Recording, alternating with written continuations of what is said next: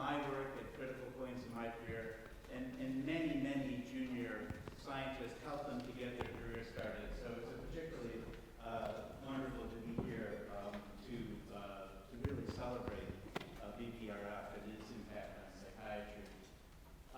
As Dennis said, research is all about teams, and one thing that Dennis didn't say about teams is that he is a uniquely visionary team builder and inspirer of teams. So it's been a wonderful friendship and collaboration, and I'm really grateful for his mentorship over the years. The work I'm going to be talking about today also is work of teams, a team of investigators at Yale, and particularly Ron Newman, who's done some of the seminal basic neuroscience work on ketamine response, and Chadi Abdullah, Marina Esterlis, Jerry Santacora, who's done a lot of the imaging work that I'm going to talk about, and Angela Capiello and Rob Berman, who worked with us on the first study way back almost 20 years ago. And of course, everybody's support. And like Dennis, I need to disclose that I have consulted some pharmaceutical companies, and most relevant to the ketamine presentation today, that a patent that Yale has a share of, I have a share of the Yale patent, was licensed by Janssen related to the use of ketamine for treatment-resistant depression, intranasal ketamine, and for suicide. So, one of the most remarkable moments in the history of psychiatry was the late 1950s. In that period, if you go from 1949 to 1957, essentially all of the medications that we use to treat major psychiatric disorders, their fundamental mechanisms were discovered and implicated in the treatment of depression. So that by 1957, essentially, there were only tweaks of those mechanisms, such as the introduction of the SSRI antidepressant, which are a tweak on the mechanism associated with the tricyclic antidepressants, which were discovered in 1957. So this has been a banner year in psychiatry because we've had the first two medications approved by the FDA, esketamine or Spravato, and another one for postpartum depression called brexanolone. And so what I'm going to talk about is to follow along the story that we heard this morning from Dr. Charney about how kind of our team came together to identify the antidepressant effects of ketamine. And then I'm going to talk a little bit about some of the brain mechanisms, underlying brain mechanisms that seem to be implicated in how ketamine can work so rapidly and so effectively in so many people with depression. But I think it's useful to take a step back and talk about just how bad depression is. A group like this probably knows firsthand, either from personal experiences, family members, or friends, how bad depression can be. But I find when I talk to groups of people, they often think that being depressed is like having a bad day. And I want to highlight that it's really much different than that. First, it's very common. The reason most of us know someone who's been depressed or have been depressed ourselves is because so many people struggle with depression, particularly if you define it relatively broadly. Secondly, depression is the most disabling medical condition we have. Not AIDS, not cancer, not heart disease, but depression. And that's because so many people who get depression are disabled by it and can't get the kind of treatment they need. Either they can't get access to the treatment, or when they get access, the treatments aren't as effective as they need to be. Lastly, depression is more lethal than we think of. So we know that the suicide rate is rising, but you might not appreciate that in the last couple of years, as the mortality of many other conditions have dropped, like breast cancer, the mortality of breast cancer has dropped, that things like suicide are now suppressed, more people die of suicide than of breast cancer. And if you have episode of depression, it has such a profound effect on your entire body, as in Sophia's presentation, Dr. Charney's presentation, and Will's presentation today, that having an episode of depression, particularly if it's not well treated, has a measurable impact on your life expectancy. The sad and troubling part is that the generations of standard antidepressant medications, which we know help so many people, they still are not as effective as we hoped they would be. Too few people respond to their initial antidepressant in the STAR-D trial. It was about 1 in 3. Even with many combinations and many attempts to get people better, the effect of a new medication is too incremental, so that after multiple trials, each of which only increased your improved remission by about 10 to 15%. At the end of the year, 30% of people in the STAR-D trial, which was the largest. They want me to sing into the microphone. I feel like Frank Sinatra. Anyway, so even at the end of a year, 30% of people in that study had not responded. And if you were one of the people who were lucky enough to respond to a regular antidepressant, on average, it took 2 months to get remission. So that's a long time to wait when you're depressed. And in my clinical practice, I feel like I can almost always get somebody better, but we have this terrible problem which we don't address adequately in the field, which is relapse, return of depression in someone who you've gotten better for a period of time. In the STAR-D trial, again, if you fell into the group of treatment-resistant patients, which meant that you went to the 3rd or 4th step, the chances of having a return of your depression over the following years is about 75%. That's very discouraging. So, following up what Dr. Charney presented this morning, it was a whole generation of research that he conducted before he started doing the ketamine work that really laid the conceptual framework that was important for discovering ketamine. And that was that there was good reason to think that serotonin and norepinephrine systems were implicated in the antidepressant actions of antidepressants. That Dennis and George Henninger and Pedro Delgado, others at Yale, found that if you depleted the body of serotonin, it could transiently reverse the effects of SSRI antidepressants. If you depleted the body of norepinephrine, it could transiently reverse the antidepressant effects of norepinephrine targeting antidepressants. And if you took the heroic step of depleting the body of both serotonin and norepinephrine at the same time, you could generally reverse the effects of most antidepressants. And so, but people confused this with the notion that serotonin and depression were actually causing major depression, or disturbances in serotonin and norepinephrine were causing antidepressant. And Dr. Charney led this group of investigators to conduct another set of studies, which found that if you give healthy people, if you deplete serotonin in healthy people, you didn't necessarily cause depression. Or if you depleted the body of norepinephrine and dopamine, you didn't cause depression. And there was even a study where you depleted both serotonin, norepinephrine, and dopamine in healthy people at the same time and still didn't produce depression. And this was kind of like a conceptual crisis. And as I was preparing the talk today, I was reminded of a quote from Ernest Rutherford, who was called the father of nuclear physicists, a Nobel laureate, one of the smartest men who ever lived. And there's a quote of him. He says, "Gentlemen, we've run out of money. It's time to start thinking."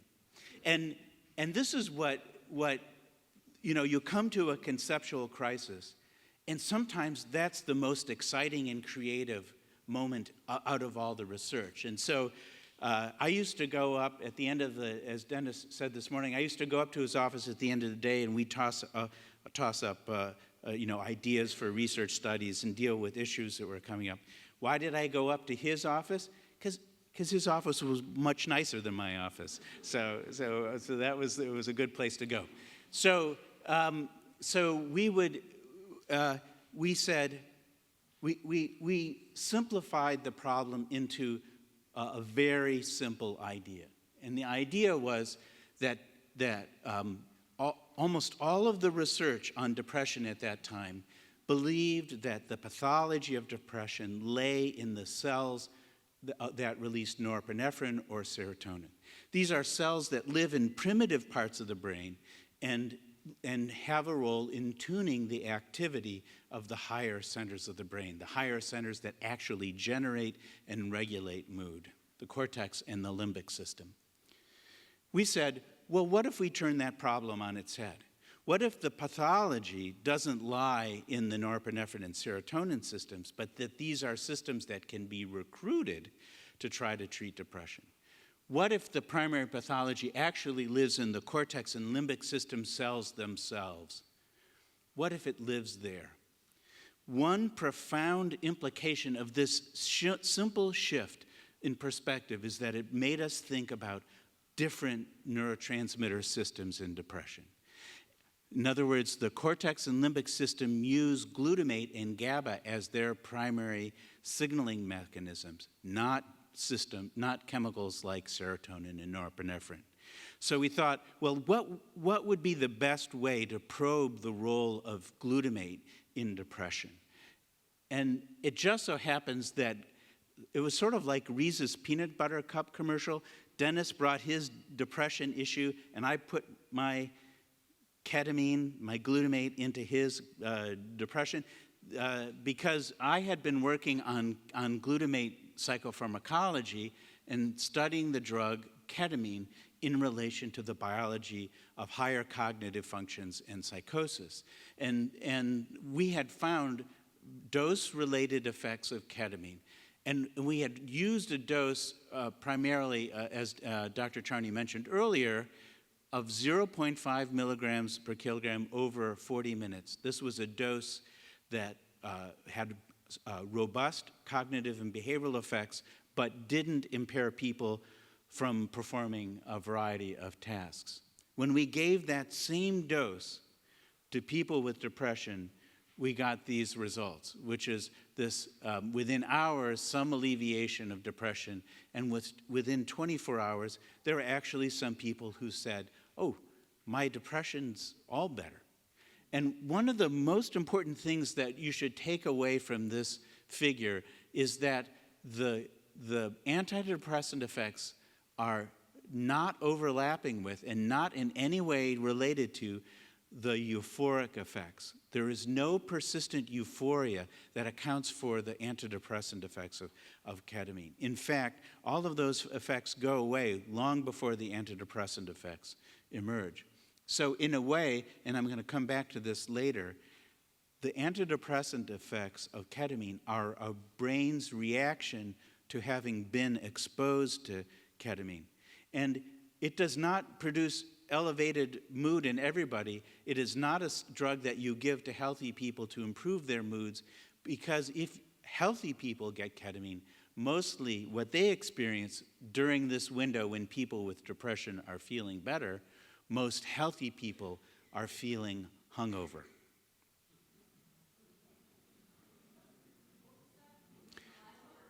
Most healthy people are feeling hungover, like they've had too much to drink the night before.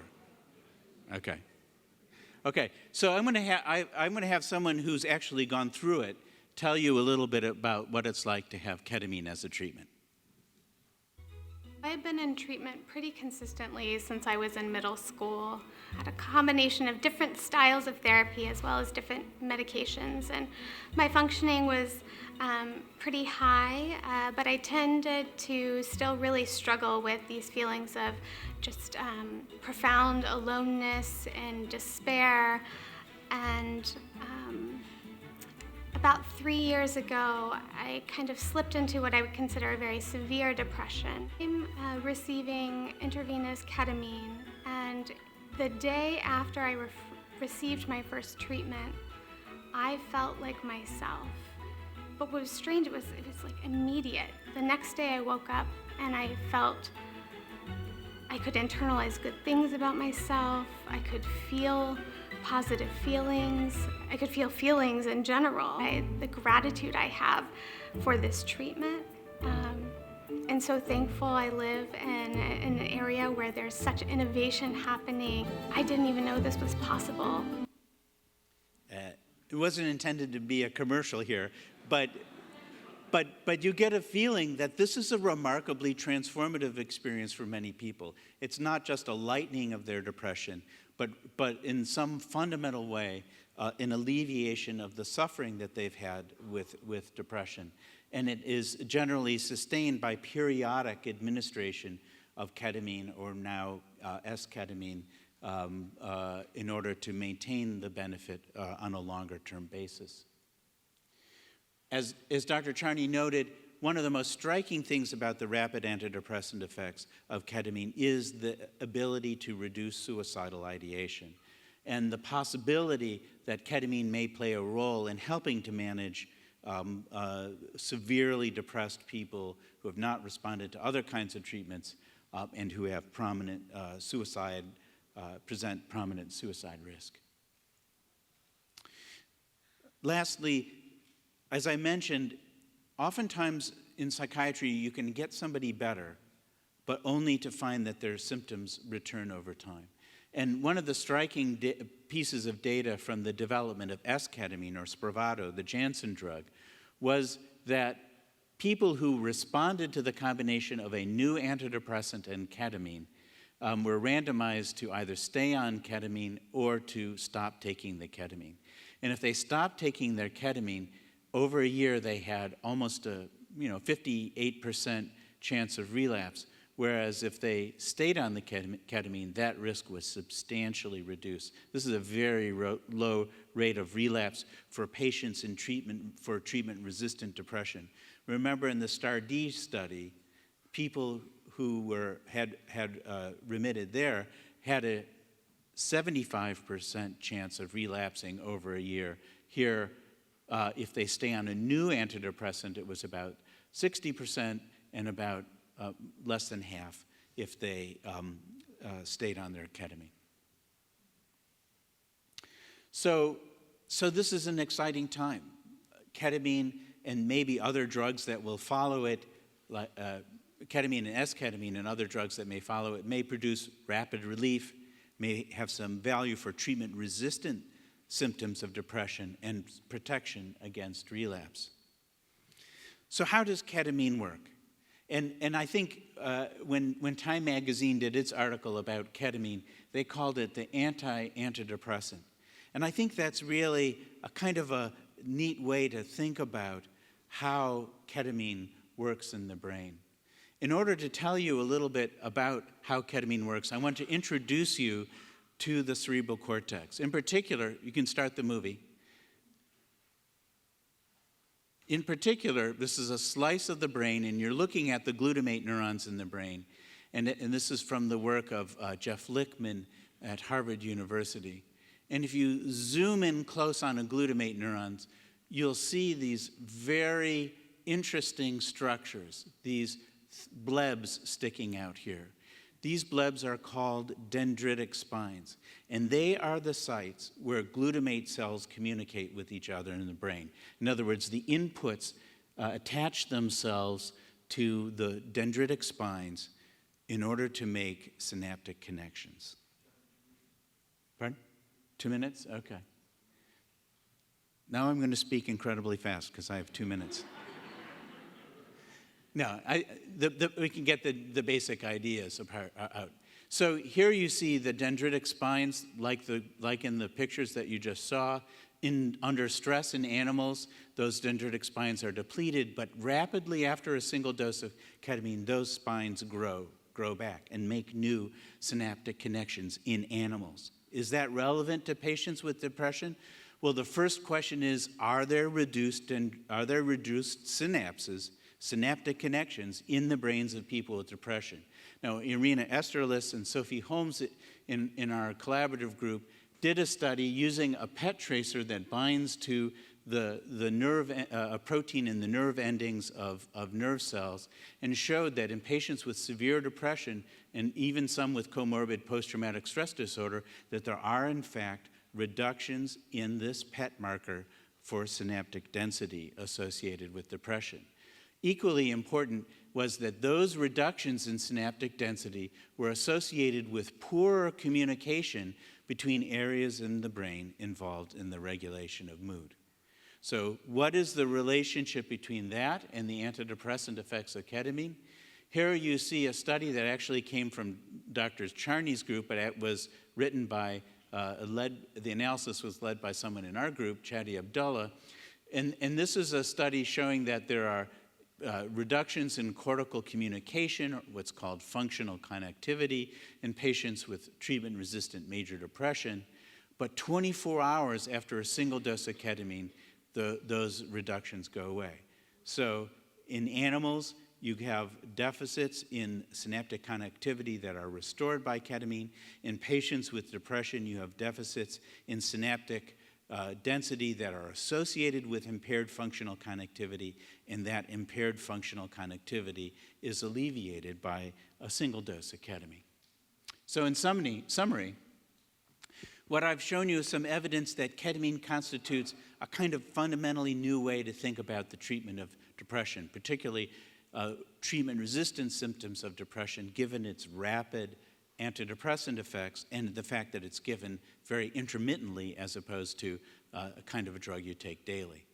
I've shown you some evidence that it works through some fundamentally new mechanisms for affecting brain structure and plasticity, and that, although I didn't go into it today, as we unravel the biology about how ketamine works, we're learning new things that might point to other types of treatments for depression as well. So again, this has been a really exciting story to be a part of, a thrill to share from the early days of this work with Dennis Charney, and even more exciting to see it amplified in society. So thank you very much.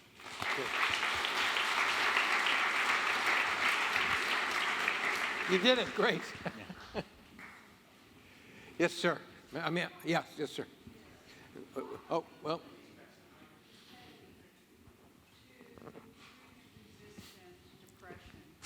Rather than looking at it for depression with bipolar and mental illness depression, Right. why are you limiting it to just, I don't know, the treatment-resistant one? Right. So the question is, why has the FDA limited the approval of ketamine to people with treatment-resistant depression? And the answer to that study is that the studies that were conducted by Janssen with Spravato were of patients with treatment-resistant depression, not the other subgroups of depression. However, the academic investigators have, in fact, studied the efficacy of ketamine for other forms of depression, like bipolar depression, and found evidence of efficacy. So Carlos Serrati, in particular, working in Dennis's group at NIMH and then continuing on, has found that it is helpful for bipolar depression. In patients who have bipolar I manic depressive illness, there is some concern about stimulating hypomania. So it's recommended that people stay on mood stabilizing medications, but it has been tested in bipolar depression. Yeah, well, the fellow didn't get a chance. Yeah. How long has ketamine been around? You said in one of your slides it was originally an anesthetic. Right. And at what point did you say, why don't we try this old anesthetic and street drug? How did you happen to move to that? Right. So for us Detroiters, ketamine was discovered in the early 1960s in Ann Arbor, and first tested by Ed Domino, who was an investigator at the University of Michigan and collaborated with the group at Lafayette Clinic in Detroit. But when it was discovered, people had no idea how it affected the brain. It wasn't until 1983 that it was figured out that ketamine blocked a receptor for the transmitter glutamate. And it was not that far after that time, that in around 1989, where I wanted to, once we knew how it worked, where we wanted to employ it as a pharmacologic tool in research. And from 1989, it was only until 1995 where we started to depression.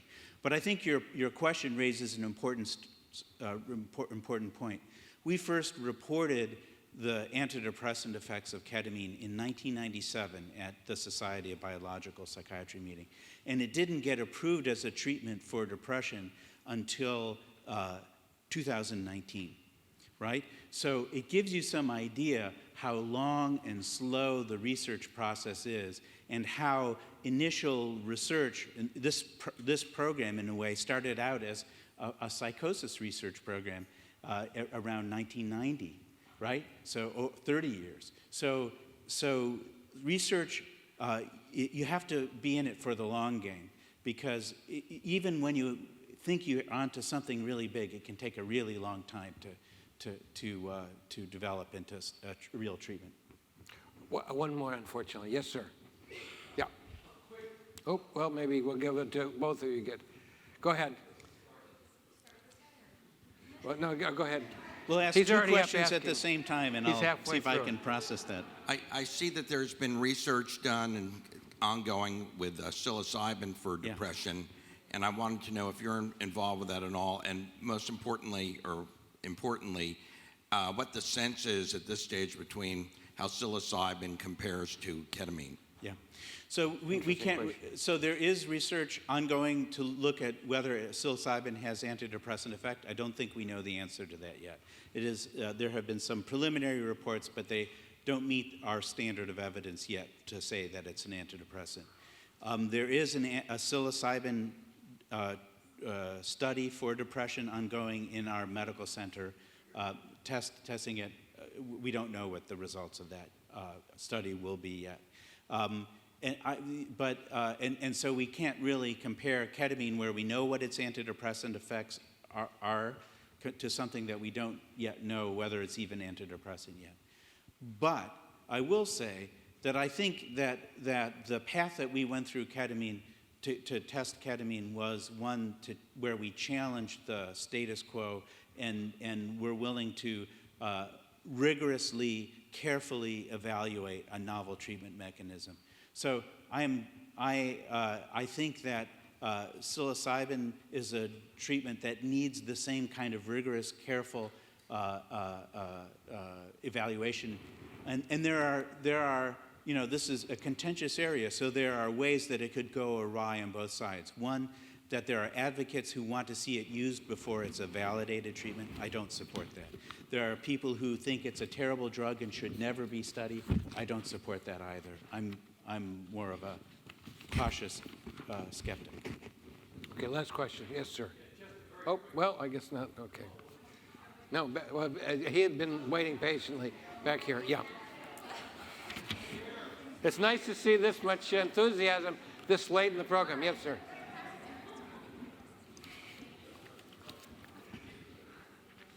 So the studies you showed, people are taking esketamine, but they're still taking their traditional tricyclic antidepressant. Yes.